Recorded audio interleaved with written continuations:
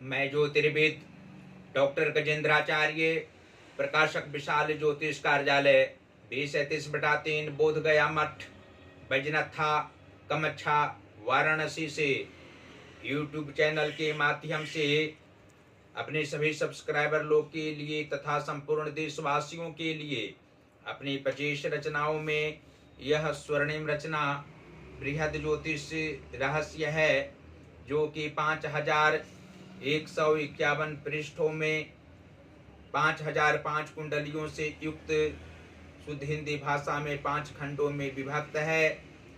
इस ज्योतिष महाग्रंथ बृहद ज्योतिष रहस्य को इतनी कलम अर्थात 525 कलम से मेरे द्वारा रचना हुई है।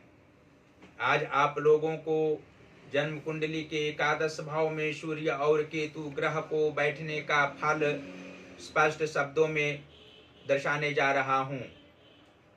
जन्म कुंडली के एकादश भाव स्थित सूर्य और केतु के मेल से जातक को आर्थिक स्थिति सुदृढ़ सदैव रहा करती है, लेकिन शारीरिक दुख सभी अवस्थाओं में तथा मानसिक कष्ट भी होते हैं।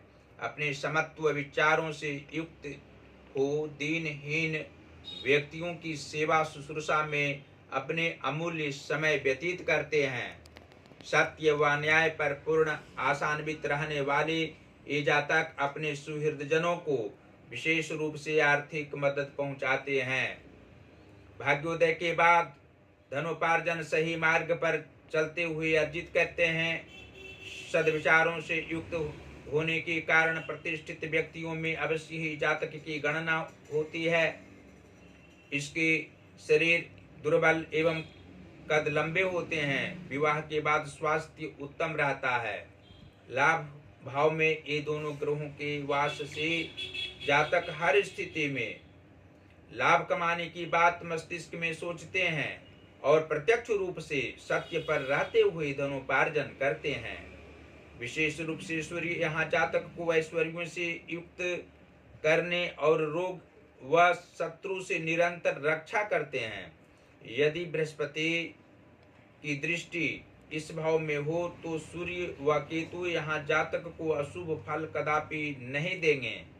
कपड़े का व्यापार करना और तांबे व पीतल के व्यवसाय में वृद्धावस्था तक लाभ होना ज्योतिष की दृष्टिकोण से अनिवार्य है। साथ ही पुत्र सुख व पत्नी के विचारों से जातक जीवनोपर्यंत प्रसन्न रहेंगे। और यह भी स्पष्ट शब्दों में आप जान सकते हैं कि लाभ भाव के स्वामी बृहस्पति ग्रह हों तथा विद्या व संतान भाव के स्वामी बुध हों और एकादश भाव स्थित सूर्य केतु के प्रभाव से जातक को लाभ कमाने की इच्छा सभी अवस्थाओं में रहा करती है। इनके प्रत्येक कार्यों में लाभ होता है, लेकिन लाभ जिस रूप में धन लाभ होता है उस रूप में धन का व्यय भी होना स्वाभाविक है। पुत्र सुख इनको अवश्य होता है। पुत्र के विचारों से प्रसन्न रहने वाले होते हैं।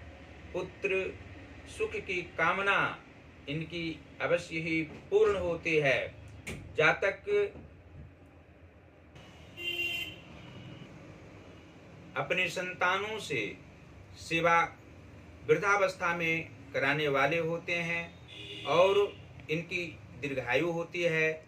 भाग्य स्थान के स्वामी शुक्र ग्रह हों तथा धन भाव के स्वामी गुरु बृहस्पति हों तो एकादश भाव स्थित सूर्य और केतु के प्रभाव से जातक का भाग्य 27वें वर्ष के उपरांत सही रूप में उदय होता है और मध्यावस्था के उपरांत जातक को मानसिक तनाव कर्म क्षेत्र में अवश्य रहा करता है।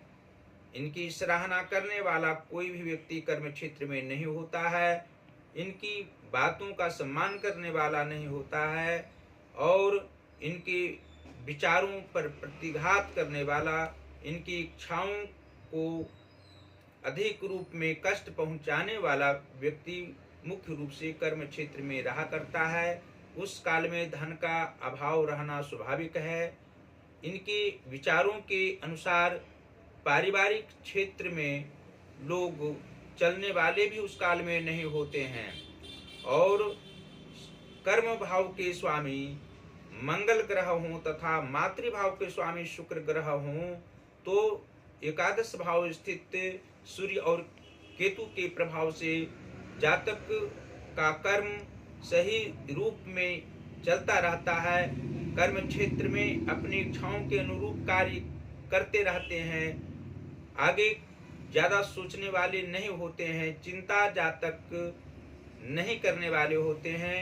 माता सुखी संपन्न परिवार से आती हैं और सुखी संपन्न घर परिवार में भी रहने वाली होती हैं। मध्यावस्था तक उनको हर प्रकार के धन संपदाओं का अभाव किसी भी स्थिति में नहीं रहता है। स्वतः धन कमाने वाली होती हैं। धन उपार्जन करने की लालसा पुरुष के समान उनमें रहा करती है। और अंत में यह आप लोग जान सकते हैं कि जन्म कुंडली के सप्तम भाव के स्वामी सूर्य ग्रह हों तथा लग्नेश शनि ग्रह हों तो एकादश भाव स्थित सूर्य और केतु के प्रभाव से जातक का मन आह्लादित हमेशा रहा करता है। प्रसन्नता में रहना इनका स्वाभाविक लक्षण होता है। त्याग की भावना इनमें रहा करती है। पति पत्नी का सुख भी मध्यावस्था तक सही रूप में प्राप्त होता है। पुत्र सुख इनको अवश्य ही होता है और आयु भी कम इनकी नहीं होती है। मानसिक तनाव में भी अच्छे कार्य करने वाले होते हैं। उत्तम विचारों से युक्त रहने वाले होते हैं। और जन्म कुंडली के छठवें भाव के स्वामी चंद्रमा हों तथा आठवें भाव के स्वामी बुध ग्रह हों तो एकादश भाव स्थित सूर्य और केतु के प्रभाव से मित्र सुख जातक को किसी भी काल में नहीं होता है। मित्र बनाने की इनकी लालसा रहा करती है, लेकिन सच्चे मित्र किसी भी काल में नहीं मिलने से इनको मित्र सुख प्राप्त नहीं होता है। और धन का अपव्यय होने पर भी मानसिक तनाव में नहीं आना इनका स्वाभाविक लक्षण होता है। ये अपने विचारों पर रहने वाले होते हैं, अपनी इच्छाओं का पालन करने वाले होते हैं। और जन्म कुंडली के नीच भावों में यदि शुभ ग्रह मार्गी ग्रह बैठे हों और उच्च भावों में वक्री ग्रह अर्थात पापी ग्रह बैठे हों तो एकादश भाव स्थित सूर्य और केतु के प्रभाव से जातक को आर्थिक कष्ट की सामना किसी भी काल में करनी पड़ सकती है। मानसिक तनाव हो सकता है और नाना प्रकार के सांसारिक दुखों को झेलने पड़ते हैं। उस अवस्था में जातक को अवश्य ही श्री काशी विश्वनाथ जी अर्थात भगवान शिव की आराधना ध्यान अवश्य ही करनी चाहिए। जल धारा शिवलिंग पर अवश्य ही प्रत्येक सुबह में करने से आत्मिक सुख प्राप्त होगा, धन संपदाओं की प्राप्ति होगी। और सोमवार का व्रत रखने से अवश्य ही सभी प्रकार के सुखों को प्राप्त करने योग्य जातक हो जाएंगे। साथ ही सूर्य की आराधना अवश्य ही करनी चाहिए। सूर्य देव को प्रातः काल सूर्योदय होने समय अवश्य ही सूर्य की आराधना ध्यान ओम सूर्याय नमः या ओम घृणे सूर्याय नमः इस मंत्र का ध्यान करने से कम एक माला का जाप करने से शारीरिक सुख प्राप्त होगा, नाना प्रकार के सुखों को प्राप्त करेंगे और आर्थिक कष्ट से निजात अवश्य ही मिलेगा। हनुमान जी की भी आराधना करनी चाहिए। साथ ही माता भगवती की पूजा पाठ घर द्वार में करने से पारिवारिक सुख सुविधाओं से युक्त जातक रहेंगे। अनेकों प्रकार के कार्यों में अभिरुचि रहेगी, सभी कार्यों में सफलता प्राप्त होगी। और अंत में इस ज्योतिष महाग्रंथ को आप लोग अपने अपने घरों में, अपने अपने कार्यालय में, विद्यालय में, विश्वविद्यालय में, हर जगह इसको मंगवाना चाहिए। आप लोग इसको मंगवाने पर अवश्य ही एक ज्योतिषी के समान ज्योतिर्विद की भांति ज्ञान, ज्योतिष शास्त्र का ज्ञान प्राप्त कर सकेंगे। हिंदी भाषा में जो इसमें वर्णन किया गया है सभी कुंडलियों का विश्लेषण सटीक शब्दों में किया गया है। आप लोग उसका आनंद उठाएंगे और अपने साथ साथ अनेकों जन का कल्याण ज्योतिषीय आधार पर आप लोग करने में सफल रहा करेंगे। इसलिए इसको अवश्य ही मंगवावें। 100% सांसारिक सुख प्राप्त करने में यह ज्योतिष महाग्रंथ सहायक सिद्ध होगा। और हम प्रकाश की ये कार्य करते हैं। हिंदी का प्रकाशित यहाँ से पुस्तक प्रकाशित करा सकते हैं, संस्कृत का पुस्तक प्रकाशित करा सकते हैं, इंग्लिश का बुक प्रकाशित करा सकते हैं। हमसे सीधा संपर्क आप लोग कर सकते हैं। पहला संपर्क का नंबर है जो व्हाट्सएप नंबर है 94512287 और 47। दूसरा नंबर है जो पेटीएम नंबर है 88407617 और 92। अपने सभी सब्सक्राइबर लोग को हम धन्यवाद सदैव देते रहते हैं। आप लोग हमारी वीडियो को देखते हैं, उसके लिए बहुत बहुत धन्यवाद। और आप लोग को जो ज्ञान प्राप्त होता है, हमको आत्मिक खुशी प्राप्त होती है। साथ ही 25 रचनाओं में जो हमारी 18वीं रचना वाक्योपदेश है, जो 3333 वर्णानुक्रम उपदेशात्मक वाक्यों में उद्धृत है, उसका एक एक वाक्य प्रत्येक दिन वीडियो बनाकर इंस्टाग्राम पर हम दे रहे हैं।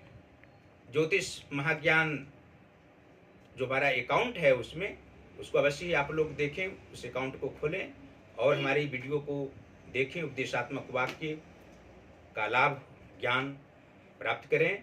और फेसबुक पर भी हमारी सभी वीडियो जाती है, आप लोग उसको अवश्य ही देखें। फेसबुक की आईडी नंबर है गजेंद्राचार्य ज्योतिर्विद। इस आईडी को आप खोलेंगे तो अवश्य ही सभी वीडियो को आप लोग देखेंगे। जो इंस्टाग्राम पर देते हैं उस वीडियो को भी फेसबुक पर हम देते हैं। यूट्यूब पर जितने वीडियो देते हैं फेसबुक पर भी वो वीडियो जाती है। आप लोग अवश्य ही उसका आनंद परमानंद प्राप्त करें। और जो यूट्यूब पर ज्योतिष महाज्ञान हमारा चैनल है उसको अवश्य ही सब्सक्राइब करें। घंटे का बटन भी अवश्य दबाएं और हमारी वीडियो को लाइक करें, शेयर करना कदापि न भूलें। श्री काशी विश्वनाथ जी की परम कृपा आप लोगों पर सदैव बनी हुई रहेगी। माता भगवती की भी अनुकंपा सदैव निरंतर आप लोग के साथ रहेगी। आप लोग सदैव प्रसन्न रहेंगे। स्वस्थ रहते हुए हमारी वीडियो को देखते रहें, प्रसन्न रहें। अपने सभी परिवार गण को हमारी वीडियो को दिखाते रहें, ज्ञान अर्जित करते रहें। इसी शुभकामनाओं के साथ धन्यवाद।